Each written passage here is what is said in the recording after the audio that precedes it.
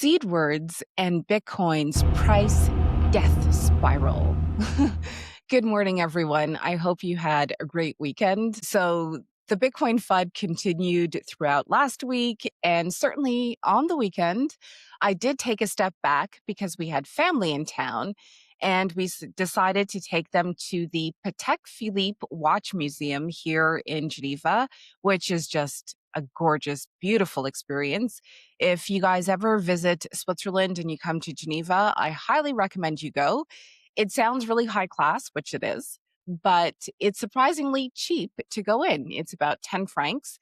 And so, I mean, the pieces are just superb. The history of Patek Philippe is fascinating if you're into that stuff. And the visiting the watch museum just reminds me that humans do not lack imagination when it comes to workarounds. So basically, the story goes that at the time in Geneva, particularly, it was frowned upon to have jewels and just to, show, be bedazzled, if you will, to show what you have. So a workaround they found was adding jewels to their timepieces. And I say timepieces because not everyone wore watches back then. I think the first watch was in the 19th century, if I'm not mistaken. And some of the pieces in the watch museum date back to maybe the 15 or 1600s, maybe before then. But anyways, so what they did was they would basically bejewel and bedazzle all of their timepieces and other accessories. But anyways, all of that to say that while, people are panicking because Jeffrey Epstein created Bitcoin, because Michael Burry, aka Cassandra, aka, the guy from The Big Short, is saying that a Bitcoin death spiral is in the works.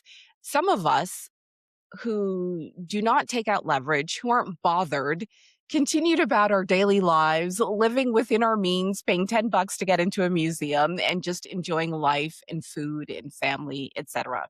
But without further ado, I'd like to say that within maybe 30 minutes of publishing last Monday's video, someone did claim the sats. There is a winner. And that person also happens to be the winner of the episode released with Teo of Bull Bitcoin, where we discussed DAC 8. He won the sats from that episode as well. His name on X is okay, and his handle is 80 hate. But without further ado, here are the seed words from last week's episode with Teo from Bull Bitcoin about DAC 8. So, 1, orchard; 2, tattoo; 3, bonus; 4, clean; 5, magnet; 6, coach; 7, journey; 8, proof; 9, peanut. And I don't know if you noticed, but YouTube has a quiz function. So I actually included the seed word clue in YouTube's quiz function in last week's episode. If you saw that, let me know, because I would just like to know if that's something you appreciate and something that I should continue doing moving forward. And then after peanut, you've got device, then accuse, and then finally project. So again, I will list the address in the comments so you can follow along. And I'm just going to do a share screen now. Here we go, share screen, so that you can see in real time the transaction flow. So if you are new to Bitcoin, you don't need to run a node to visit mempool.space. When the interview drops and I share in the text or description the Bitcoin address that I control with my private keys, you can go to mempool.space. This is not sponsored. It's just a free tool that I find to be very useful. In the search function, you can input the address, you hit search, and you will see the address. And so this here is the initial input, if you will. So for this podcast, for our budget, what I do is I buy card wallets. So any transactions you see before this don't have anything to do with me. It's the supplier of it's my supplier, basically. And I buy small amounts for these episodes. So I never have, large amounts of sats or Bitcoin in my custody. And so essentially, if you look at this, this is input 0. So this card wallet had a balance of 40,000 sats.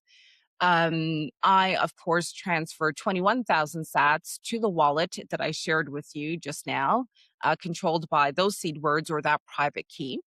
My change, so output number 2 is 18,589 sats. So I have to refund that wallet to prepare for future seed phrase clues in interviews. When I funded that, of course, I had to pay a fee, which was relatively small. And then if we look here, this is where, okay, he found the seed phrase. He transferred these sats. So I didn't load it up with more than 21,000. So if you can see, he actually got 20,890 sats. He had to pay just over 100 sats in fees, which you can see here up here, and he actually moved those sats. He swept them to a wallet that he controls. And so now those sats are his. Perhaps he sent it to an exchange. I don't know. I don't do like deep dive on chain analytics, but it just goes to show how Bitcoin works. I was in control of seeds. I shared that address publicly so you guys can monitor the movement of those sats. He found the wallet. He swept that UTXO, those sats, into a wallet that he controls, and that's it. So, yeah, if you have a chance, check it out. Even if you don't win the sats, visit mempool.space. If you've got your own node, you know what to do, and just follow things along. This is the power of communication. So, congratulations to him. And I'd also like to add that he actually found the sats. I'm going to stop sharing the screen. He actually found the sats within 1 hour of the episode being released. So the episode came out at 8 p.m. my time. And I wrote it down. He got the sats. So yeah, the episode came out February the 4th at 8 p.m. my time. And he swept the sats into a wallet that he controls at 9:56 p.m. So if you guys are watching, make sure you subscribe, hit the notification bell so that as soon as the episode drops, you are off to the races and hopefully you can collect the sats. The Epstein created Bitcoin, blah, blah, blah, blah thing is still rampant. I'm shocked by the number of accounts on X that are supposed to be credible, intelligent, etc., are running with this and just spreading it.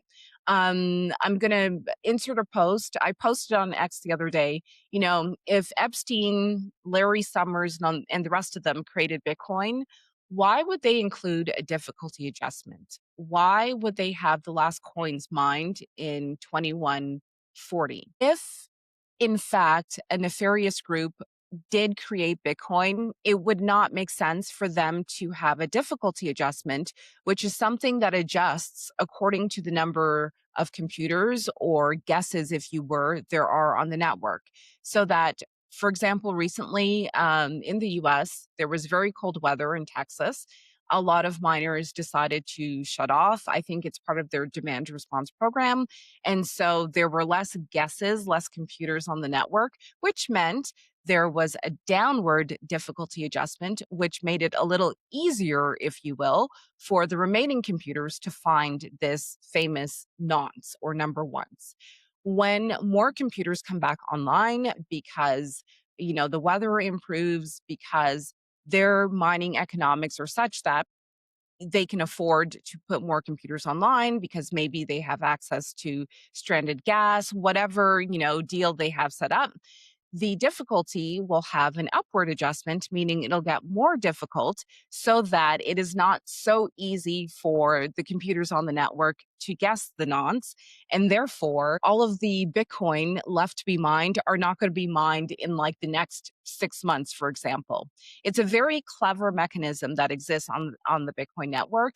And I honestly, I could be wrong. I see comments. I saw one person say that, I'm just like, 99% of other Bitcoiners who parrot the same things.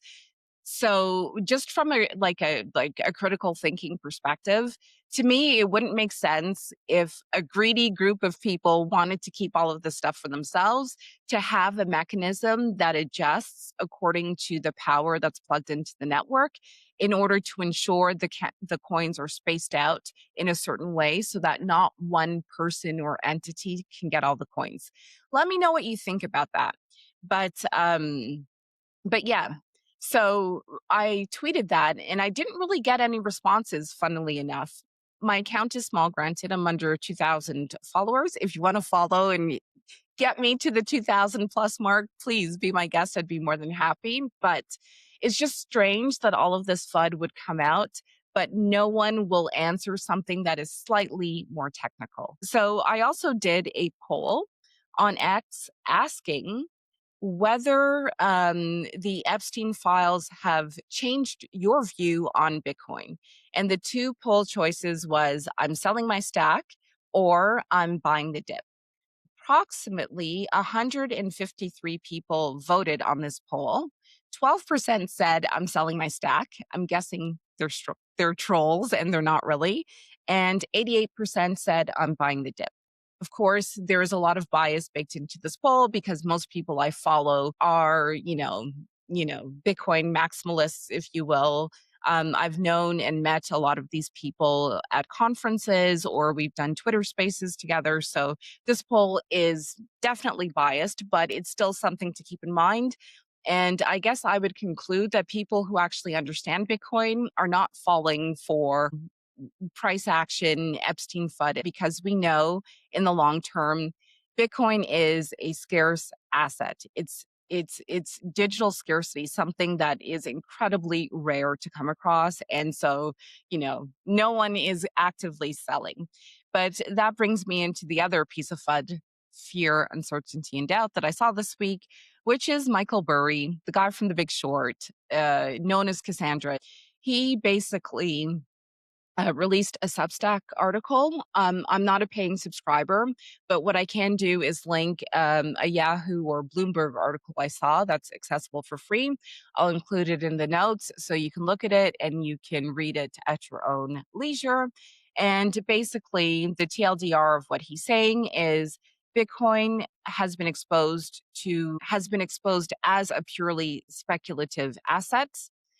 Bitcoin fails to act as a debasement hedge. Further losses will impact the balance sheet of major holders, particularly Strategy. Michael Saylor, side note, has a huge target on his back. And from a leadership perspective, I appreciate seeing the way he's navigating this turmoil and all of this hate that gets thrown his way. So Michael Burry is also arguing that additional drops could push miners to bankruptcy. So Bitcoin is a speculative asset. I wonder if Michael Burry has actually made an on-chain transaction. I really wonder the extent to which he's actually used Bitcoin or whether he only sees it as another, you know, instrument, or another asset in his portfolio. I would like to know more about his one-on-one experience with Bitcoin. I find that people who have done very well and this is from observing, reading the news, and also personal experience. People who have done very well in traditional financial markets completely miss the mark when it comes to Bitcoin because they see it as like another stock, an AI stock, a tech stock, whatever you want. And the funny thing is that these very people who have access to large sums of capital, who can allocate whatever to their portfolios, are we're at a point now because Bitcoin's market cap is relatively small, where their actions can actually move the market in terms of fiat price, in terms of USD value. And if they're new, they're going to behave relatively erratically, or they'll get scared, or probably most of all, they're over leveraged. That's a huge problem when it comes to retail, when it comes to institutions, et cetera. And so they need to sell in order to get cash to cover their positions, et cetera, et cetera. So, anyways, they'll wash out. Bitcoin will continue doing what it does, similar to when we saw the FTX collapse. And yeah, for us regular people who use it to transact, on chain, we know what the deal is. We're not going to get scared, but I would like to know Michael Burry's exposure to all of this. The other thing too is he's talking about, Bitcoin being not serving as a decent hedge against inflation. And I just want to remind you guys that if you actually look at a DCA calendar, I'm just going to share my screen again. Uh, so this is not at all sponsored. I've used Kraken in the past. I find that they're pretty good. So you should be able to see my screen. Let's say, oh yeah, this is in French. Switzerland. Donc, et si j'avais, so if I had invested 100 US dollars in Bitcoin every, we'll say, week from 2021 to present day, my current value would be about $47,377. The amount I invested in US dollars is $26,100. And to me, this just goes to show that trying to be all fancy and timing the market and having these sophisticated investment strategies and more than anything else, leverage is a very dangerous game to play. And if you really care about your future, we're going to stop sharing the screen. If you really want to save for the future, your best bet is just not financial advice.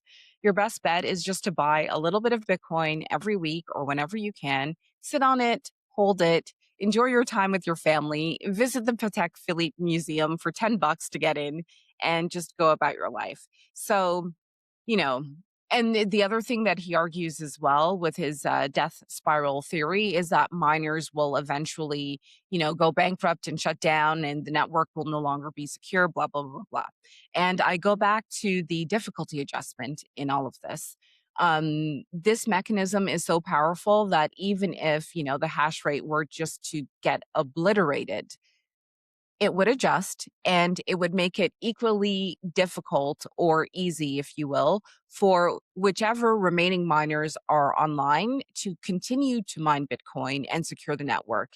And when you consider mining economics, energy being a key cost input, a key expense item, those miners who have access to uh, relatively cheap or free energy. So we're talking stranded gas, we're talking, methane. They will be at an advantage and it would still probably make sense for them economically to mine Bitcoin because if you compare mining Bitcoin to flaring gas and fines, it may be worth it. And with that, I hope I didn't babble on for too long. I say thank you for tuning in.